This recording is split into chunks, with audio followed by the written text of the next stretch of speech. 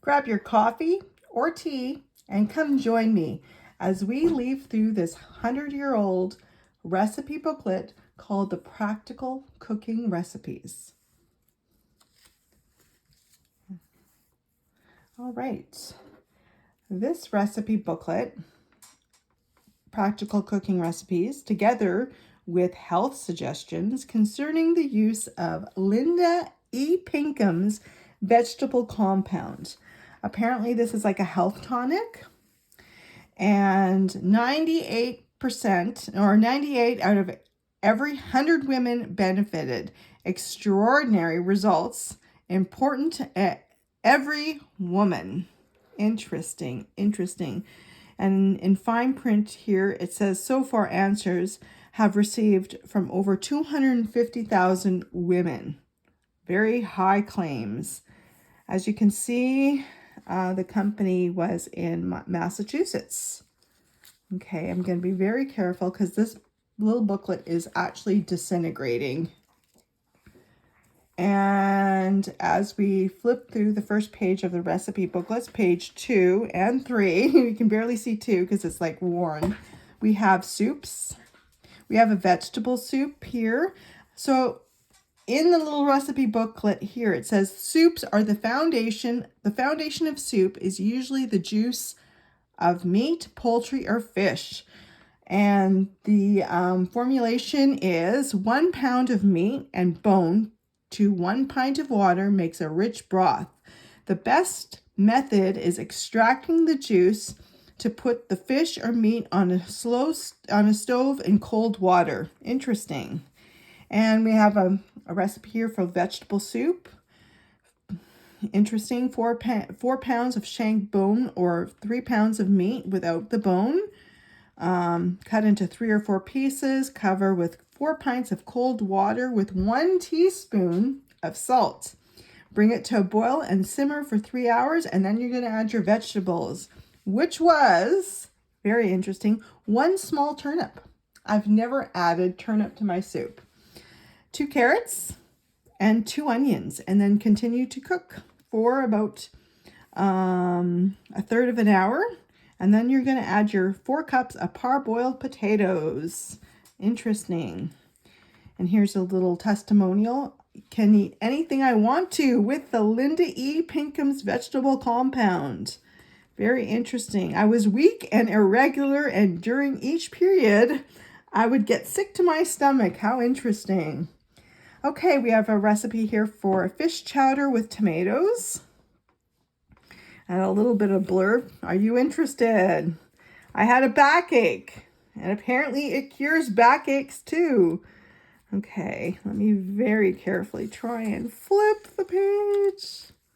Oh my goodness. Okay, here is a little bit of a page 32 that is coming apart. We have a little blurb on fish, drawn butter sauce. Some more testimonials. Every sick woman needs this tonic. I say to every woman, how interesting. I was married for 7 years. How interesting. Okay, now we have a recipe here for some baked fish. Some more testimonials. We want you to know that Linda E. Pinkham's vegetable compound has been sold for over 50 years. And its sale is now greater than ever. Over 4.5 million packages a year. And for some reason, it's not on the shelf today. Okay, and apparently you can ask for a trial. Okay, let's carefully. Oh my goodness. Okay, we have a recipe for some baked pork chops. Ham on casserole. Nervous troubles. Apparently this cures that too. And then cottage pie. A good way to use leftover roast beef is with the cottage pie. And then we have a recipe for minced lamb on toast.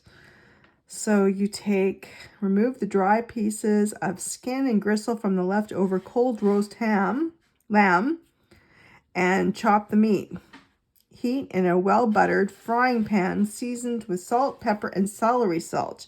Dredge well with flour and add enough hot water to make a thin gravy. And then you're going to pour it over buttered toast. Oh, man. Okay. Some more testimonials here. I'm going to try and flip, see how fragile the pages are.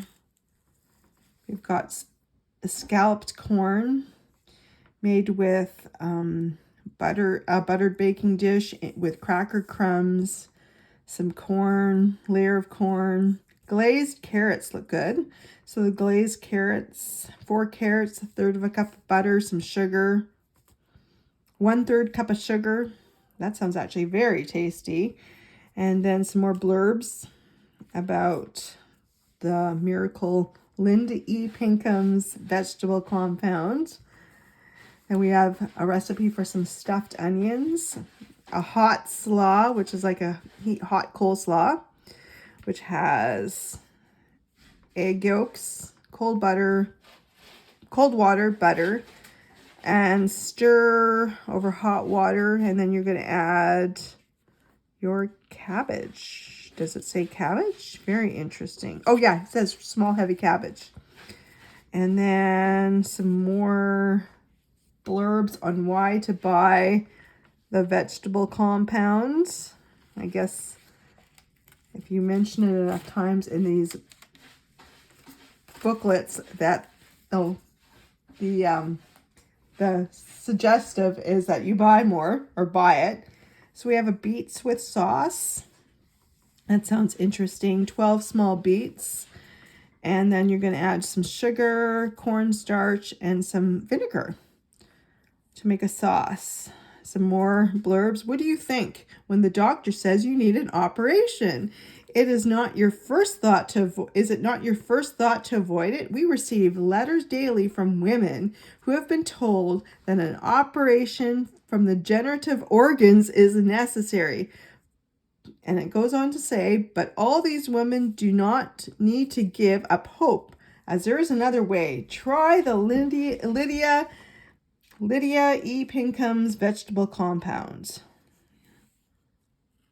Okay, picture of health, some Linese potatoes, and then potatoes and a half a shell. More interesting testimonials or why you should buy it. Salads, tomato and fish salad, vegetable salad, more blurbs, mayonnaise salad, which is basically a teaspoon of mustard, salt, sugar, egg yolks, lemon juice, vinegar, and salad oil.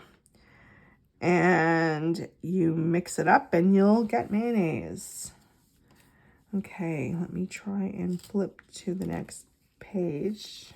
It's very, very, very fragile, this paper. We got some luncheon or Sunday night suppers, baked Finnegan Hattie, some corn fritters. We have a recipe for French toast. Some more little blurbs about the vegetable compound. And now we have a recipe for salmon puffs. Really interesting. Remove the skin and bones from 1 pound canned salmon. Chop very fine and add a tablespoon of melted butter, 1/2 cup of breadcrumbs, and 3 well-beaten eggs.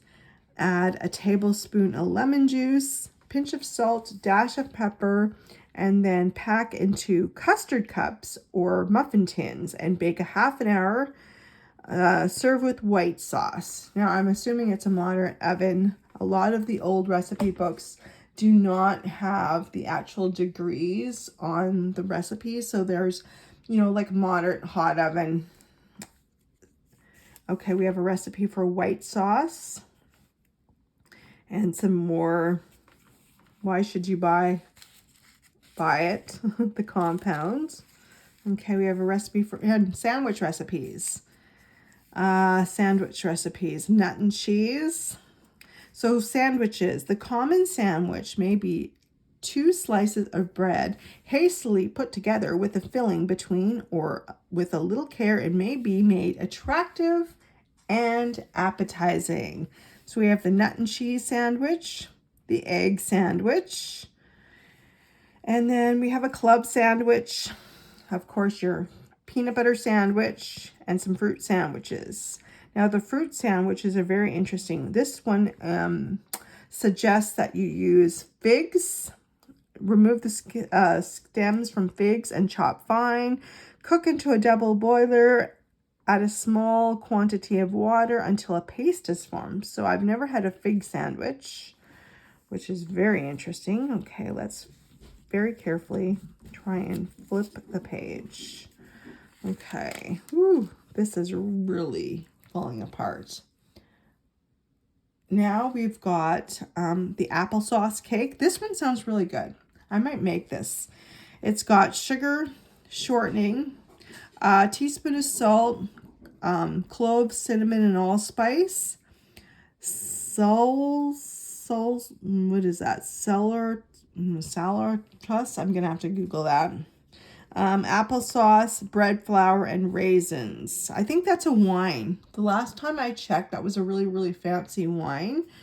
I'm pretty sure that's what it is. And then cake making and baking tips. And this is really interesting. So in the making of a good cake, materials are necessary. Use fresh eggs, fine granulated sugar. Flour must be sifted before measuring. The cup filled lightly and leveled with a knife. Butter or other shortening must be packed solidly into the cup. The pans must be properly prepared for baking. The oven heat regulated and the cake watched while baking. This was, remember, we're back 100 years. So 1920, some people probably still had wood stoves. So you're going to have to really watch your cake while it's baking so it doesn't burn. And then it goes on to saying, let's see here. Bake the cake as near the center of the oven as possible. In baking the cake, divide the time into 4 parts. The first part into the mixture should rise and form bubbles. The second part, it should continue rising and begin to brown. The third part, it should continue browning and finish rising. And during the last stage, which is the 4th part, it should finish baking and shrink from the sides of the pan. Cake may be looked at between each part without the danger of it falling. Interesting. Okay. Let me try and... Oh yeah, here we go. Okay, so we've got that open. So we have a recipe for a plain cake. We have the marshmallow frosting, which looks really good. And then we have a recipe for a chocolate cake, spice cake, nut cake, and a layer cake made with sour milk. Now remember, sour milk is different than spoiled milk of today. The soured milk is more the raw milk when they got it fresh from the dairy or fresh from the farmer or fresh from their cow. Milk wouldn't spoil, it would just sour. So you wouldn't get the same flavor, like the flavor would be different. It's not like a really rancid taste, it's more like sour. So you can also add vinegar to your milk and that would actually sour it as well. So it says here, the usual age, the change of life. Oh my goodness, this is really cool. And then more on the compound, a recipe for sponge cake, cupcakes. Let's see here, cinnamon rolls. That sounds really good. So this is a non-yeast cinnamon roll. It uses baking powder. So we got 2 cups of pastry flour, 4 teaspoons baking powder, salt, and milk. Interesting. And then you're going to add your sugar, cinnamon, and soft butter for the middle. And then we have an emergency biscuit recipe. I guess if there's ever an emergency where you need a biscuit, this is the recipe to use because it's an emergency biscuit. Okay, quickly flipping. We got a recipe for gingerbread. That is using a lot of spices, a lemon sauce, and then a card gingerbread. That's interesting. I've never seen a recipe for a card gingerbread.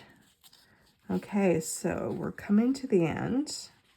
I'm just going to carefully, oh my goodness. Okay, peanut cookies. Not peanut butter, but peanut cookies.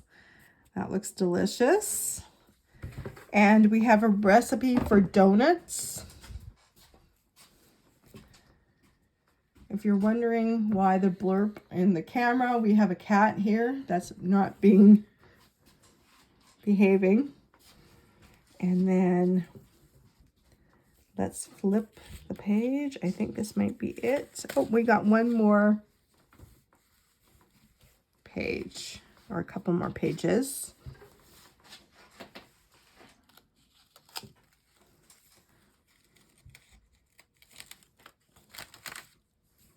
Chocolate bread pudding. That looks good. A vanilla sauce. And some more blurbs about the tonic. Women, pay attention. Your health is important. Fig tapioca pudding. That's interesting. It calls for, is that for fresh figs too? That's interesting. Fresh, or what does it say here? Interesting. 1 pound of figs chopped fine. And then I'm just going to, last page, for prune pie. I'm sure that was a very big hit. And then we have a recipe for Swiss tarts.